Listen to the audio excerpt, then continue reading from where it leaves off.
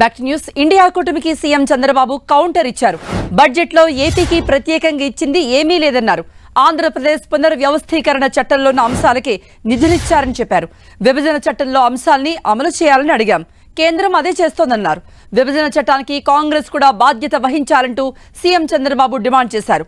ఏపీకి నిధులిచ్చారని రాజకీయం చేయటం సరికాదన్నారు సీఎం చంద్రబాబు. విభజన చట్టంలో ఉన్న అమరావతి, పోలవరం, వెనుకబడిన జిల్లాల అభివృద్ధి, పెట్టుబడులకే నిధులిచ్చారంటూ చంద్రబాబు తెలిపారు. నిన్న ఢిల్లీలో జరిగిన నీతి ఆయోగ్ సమావేశానికి చంద్రబాబు హాజరయ్యారు. అలాగే కేంద్ర జలశక్తి మంత్రి సిఆర్ పాటిల్తో చంద్రబాబు భేటీ అయ్యారు. మాజీ సీజేఐ ఎన్వి రమణను కూడా చంద్రబాబు కలిశారు. ఢిల్లీలోనే ఉన్న చంద్రబాబు కాసేపట్లో విజయవాడకు బయలుదేరనున్నారు.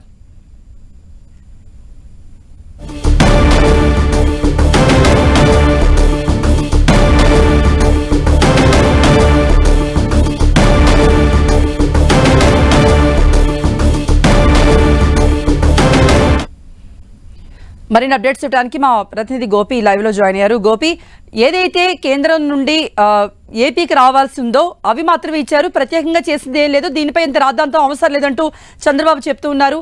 మరోవైపు అక్కడ ఉన్నటువంటి అంటే నీతి ఆయోగ్ సమావేశం తర్వాత ఎవరెవరిని కలిశారు? ఏపీకి ప్రత్యేకంగా ఇంకేమైనా కోరారా?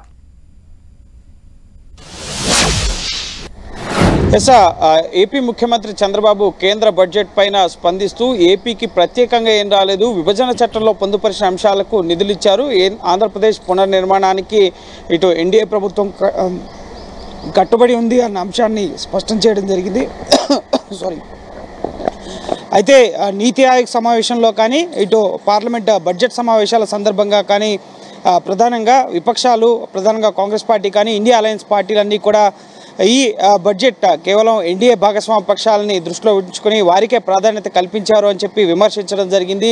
నీతి ఆయోగ్ సమావేశాన్ని కూడా బహిష్కరించడం జరిగింది. నీతి ఆయోగ్ సమావేశానికి హాజరైన మమతా బెనర్జీ కూడా తమ రాష్ట్రాల పట్ల వివక్ష చూపుతున్నారు అని చెప్పి ఇటు సమావేశాన్ని మధ్యలోనే తన మైక్ కట్ చేశారని చెప్పి బహిష్కరించడం జరిగింది. అయితే తమకు ప్రత్యేక కేటాయింపు ఏమీ లేవు. బడ్జెట్లో ముఖ్యంగా కేంద్ర ప్రభుత్వం గతంలో ఆంధ్రప్రదేశ్ పునర్వ్యవస్థీకరణ చట్టాన్ని చేసిన కాంగ్రెస్ ప్రభుత్వం ఆ చట్టంలో ఏవైతే పొందుపరిచారో అమరావతి అంశం కానీ, రాజధాని నిర్మాణానికి సహకారం కానీ, అలాగే పోలవరం నిర్మాణ బాధ్యత జాతీయ హోదా కల్పిస్తూ దాని బాధ్యత తీసుకోవడం కానీ, అలాగే వెనుకబడిన జిల్లాల అంశం కూడా ఇటు ఈ ఆంధ్రప్రదేశ్ పునర్వ్యవస్థీకరణ చట్టంలో ఉంది. అలాగే పెట్టుబడుల అంశానికి సంబంధించి కూడా ఈ ముఖ్యంగా ఆర్థిక సహకారానికి సంబంధించిన అంశం పైన కూడా చట్టంలో పొందుపరచబడి ఉంది. సో ఆ అంశాలనే మళ్ళీ ముఖ్యంగా ఇప్పుడున్న ప్రస్తుత ప్రభుత్వం మాకు భారీ మెజారిటీతో మమ్మల్ని గెలిపించారు, సో రాష్ట్ర పునర్నిర్మాణ బాధ్యత మాపై ఉంది కాబట్టి ప్రధాని మోడీ కానీ, అమిత్ షా కానీ, నడ్డా కానీ ఎవరు చెప్పినా సరే రాష్ట్ర అభివృద్ధికి మేము కట్టుబడి ఉన్నామని చెప్పి మొదటి నుంచి కూడా చెప్తున్నారు. సో దానికి అనుగుణంగానే కేటాయింపులు జరిగాయి కానీ ప్రత్యేక కేటాయింపులు ఏవీ లేవు. దీన్ని కొన్ని రాజకీయ పార్టీలు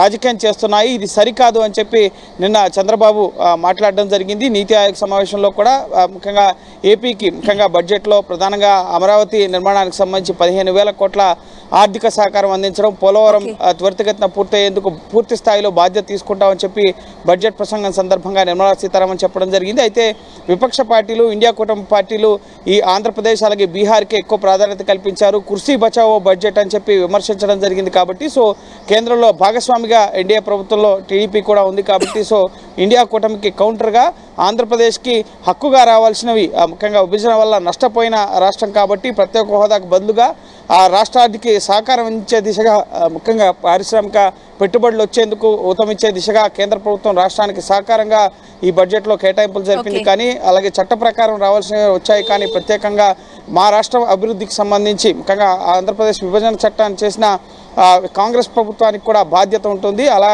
కాకుండా రాజకీయాలు చేయడం సరికాదని చెప్పి చంద్రబాబు కౌంటర్ ఇవ్వడం జరిగింది. ఈరోజు ప్రధానంగా మరి కాసేపట్లో ఢిల్లీ పర్యటన ముగించుకుని ఆయన విజయవాడ బయలుదేరబోతున్నారు. నిన్న నీతి ఆయోగ్ సమావేశం అలాగే సిఆర్ పాటిల్ కలిసి పోలవరం ప్రాజెక్టు త్వరితగత నిర్మాణం పూర్తి చేసేందుకు కాపర్ డ్యామ్ అలాగే రాక్ఫిల్ డ్యామ్ ఇటువంటి అంశాలపైన ఆయన చర్చించడం జరిగింది. అలాగే మాజీ సీజే ఎన్వి రమణను కూడా మర్యాదపూర్వకంగా ఆయన కలిసారు. ఇక ఈ రోజు ఇప్పటి వరకు అయితే ఎటువంటి అపాయింట్మెంట్స్ లేవు. మరి కాసేపట్లోనే 11 గంటలకు ఆయన ఢిల్లీ పర్యటన ముగించుకొని విజయవాడ బయలుదేరబోతున్నారు. ఓకే గోపి.